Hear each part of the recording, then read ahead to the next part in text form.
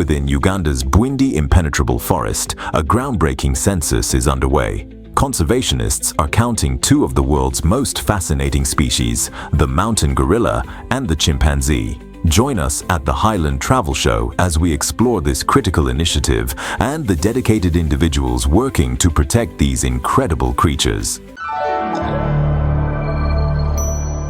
Highland Television, elevating your view.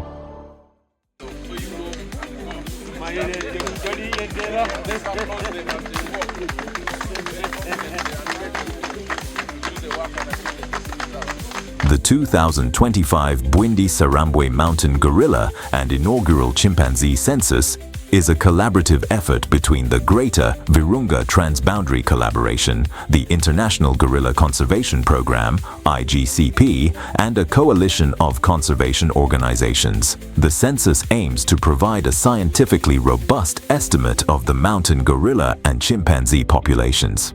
The survey covers the Bwindi-Sarambwe ecosystem, one of the most biodiverse habitats on the planet. Participants will trek through the forest on foot, identifying gorilla and chimpanzee nesting sites and collecting fecal samples for genetic analysis.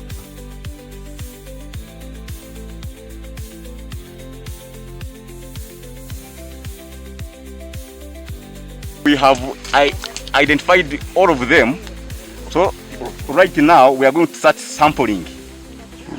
We are now going to start sampling, and right now at this level we are going to have some people who will be working on the sample collection.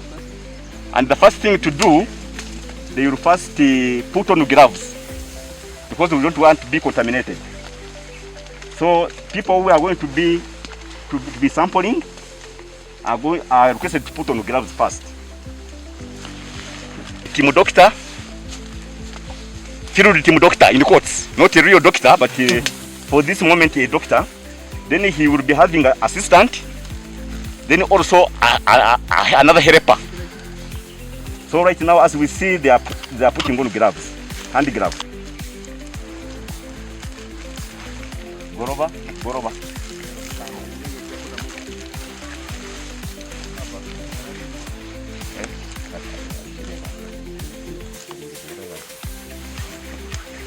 So we have smartphones where we keep all the records that we collect in the park. I mean, during this census.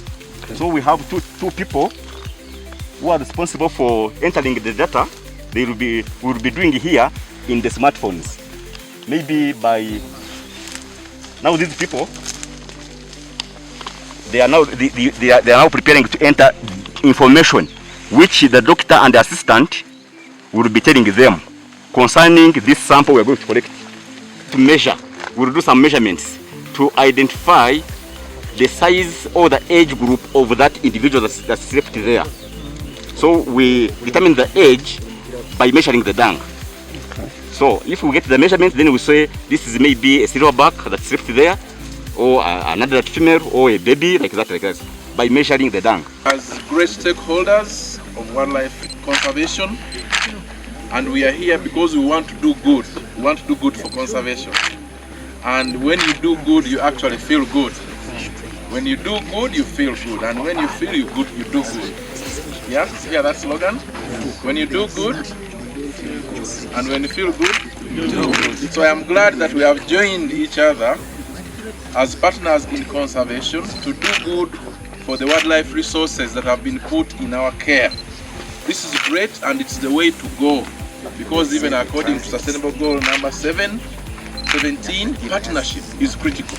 So I am very glad that we have got partners from the 3 countries that have come together to oversee, plan and support this census of the gorillas and chimpanzees. This is the first joint gorilla and chimpanzee census, and it's going to be critical in generating data that is going to be key in making us critical decisions. One most important thing that I must mention is that as Africans who have taken the destiny to manage these affairs, that once we collect this data, it's going to be managed. The samples are going to be managed in our own labs here, both in Uganda and Rwanda. And to me, that is critical, that we are managing our own affairs. We are using our resources to develop our countries, to develop Africa. So on that, I congratulate everybody for having planned and reached this milestone where we are launching and flagging off the Gorilla and Chimpanzee Census. They will tell us which category is the dung. Is it for? For information purposes, the size of a silverback starts from 7.3. Now, given that this one is 7.5, then definitely it qualifies to be a silverback. Yeah. So now we confirm that yes, sampling. And they are going to collect. It's okay. It's okay.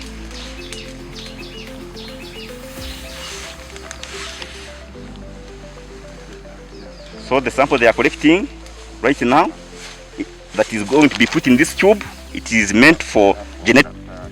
Yes. So he is trying to the first collection he collected from up on the surface of the pool, but now he scooped inside. Then he's also mixing now the inside and the outside part.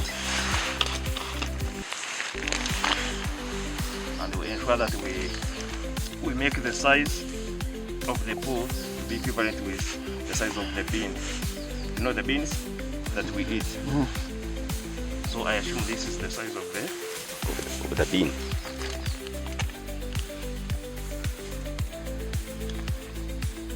So good.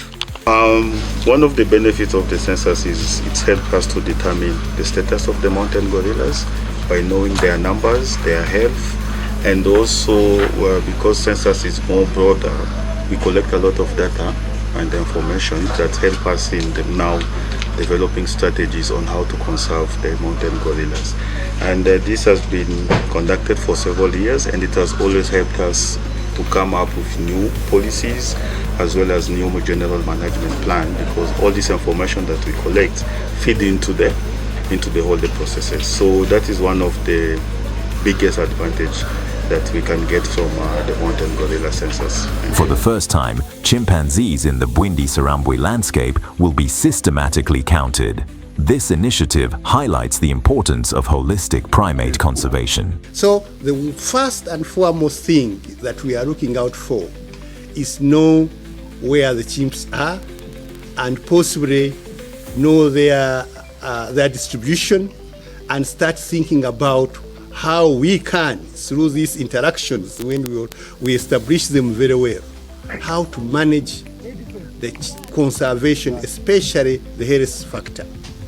But also, the gorillas contribute to their own conservation. The ED told us 60% of all the income they generate internally is from the great apes. But we know that statistically of the revenue last year, I think the other I also had, possibly the other apes that are contributing are the chimpanzee of Chambula and the Chibale. Can the chimpanzee here also add onto that value? And we cannot make any decisions both on the health and the way they can contribute their conservation unless we know what are the numbers and how are they distributed. And we also, with certainly another perspective that we are looking out for is the community perspective.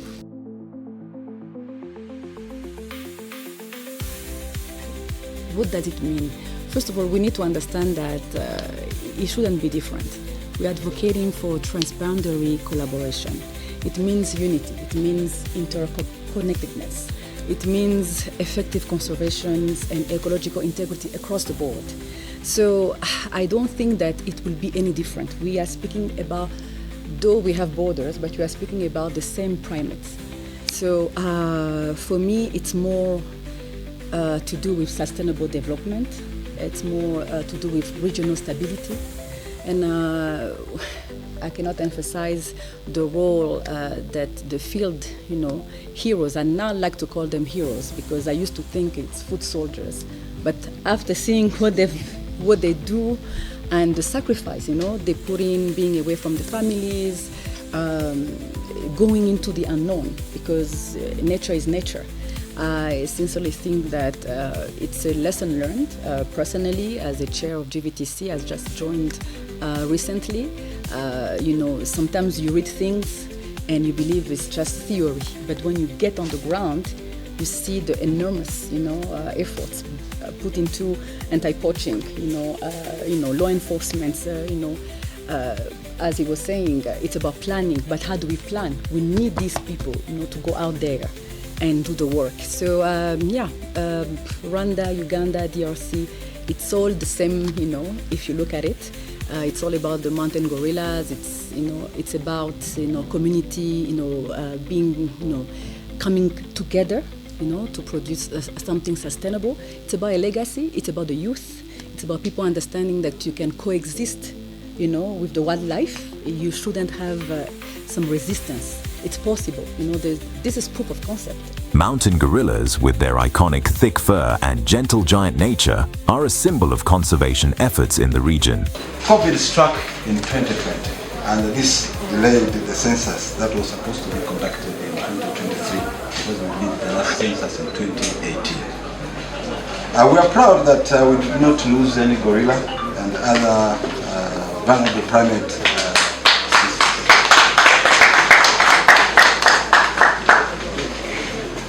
Including the chimps. Today I don't want to dish out the chimps. So we are very happy that this is going to take place, and want to thank everyone who is involved in this process. The second thing I want to highlight is that as the management of Bwindi, together with stakeholders, last year we celebrated these two species, the gorillas and the chimpanzees. Specifically to highlight the coexistence of these apes here in Bwindi, the chimps and the gorillas. Of course, man is part of it. These three apes exist in this conservation space. Now going forward, I think the narrative is going to change. I talked about gorilla packs. Maybe the narrative should change. We shall be talking about the ape packs. The ape packs. What we are thinking about is that we are also going to revise the statement of the outstanding universal values of Bwindi, because Bwindi is a World Heritage Site. And we want to reflect this reality. Yeah?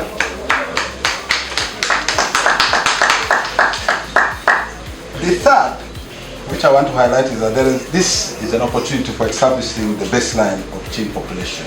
We are not sure how many chimps are here, but this is the big opportunity. The 2025 Bwindi-Sarambwe mountain gorilla and inaugural chimpanzee census is a testament to the power of collaboration in conservation. As we count these incredible creatures, we're reminded of the importance of protecting our planet's precious biodiversity.